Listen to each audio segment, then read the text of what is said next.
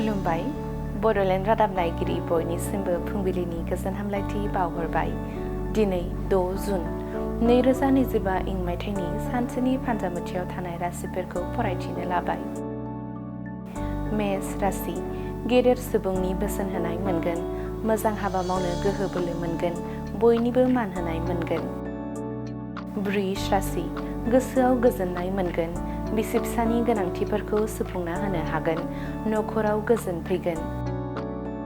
मिथुन राशि साना गुलाय गुजाय जागोन, गोसोआव अहंकार सानस्रि हाबगोन, गुबुननि सायाव अनागारि खालामफ्लांनो हागौ।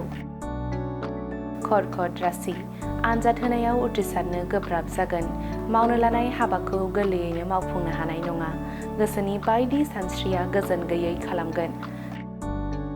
सिंह राशि गोसोआ जिंगायाव थागोन, संसार जानायाव गुलाय गुजाय नुजाथिगोन, बिसि फिसाय नांज्लायफ्लांगोन। कन्या राशि लामा दावबायनाय समाव हेंथा सोमजिगोन, थांखि लानाया फैमाल थांगोन, सानै हयै सोलिनांगोन। तुला राशि जेंना जेंसिजों जुजिनो गोनां जागोन, खाथि सोमोन्दोनि सुबुंफोरजों फोथाय खेबस' सानजागोन, गोसोखौ गोरा खालामना सोलिनांगोन। वृश्चिक राशि लामा आन्दायगोन, मोजां गाज्रि बुजिनो हायै जागोन, नखरनि गेदेरफोरनि बोसोन लानाया गोनां। धनु राशि साना गाज्रियै बारलांगोन, गुबुनजों सोंखारि जागोन, रोंगौथिनि सायाव गुबुनजों सन्देह खालामजागोन। मकर राशि इसोरनि बोर मोनगोन, गोबां रां आरजिनो हागोन, गोनांथिफोरखौ मोनफुंजोबगोन। कुम्भ राशि खस्थ'नि फिथाइखौ मोननो गोब्राब जागोन, आंगो लोगोजों नागारलांजानो हागौ, गोसोखौ गोरा खालामनांगोन।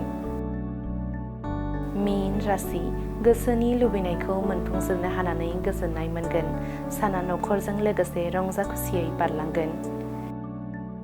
दिनैनि राशि फरायथिनाया एसेनोसै। बेजों लोगोसेनो दिनैनि साना बुहुमनि साफ्रोमबो सुबुंफोरनि थाखाय गाहाम जाथों, बेनि थाखाय बड'लेण्ड रादाब नखरनि जानानै इसोरनि खाथियाव आरज गाबनाय थाबाय। गोजोन्थों।